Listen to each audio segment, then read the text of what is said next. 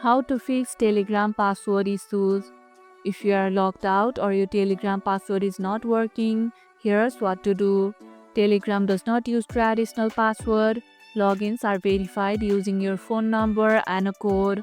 But if you set up two-step verification with a password, that's where you might be stuck. Tap Forgot Password when prompted, then follow the instructions to reset it.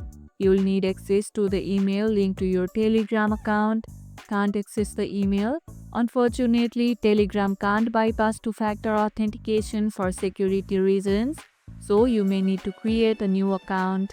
Always update your recovery email under Settings, then tap on Privacy and Security and two-step verification. Are you still stuck? Let me know in the comments below. And that's how you can regain access to your Telegram safely. And if this video helped, hit the like button, share it, subscribe and leave a comment. Thanks for watching and I'll see you in the next one.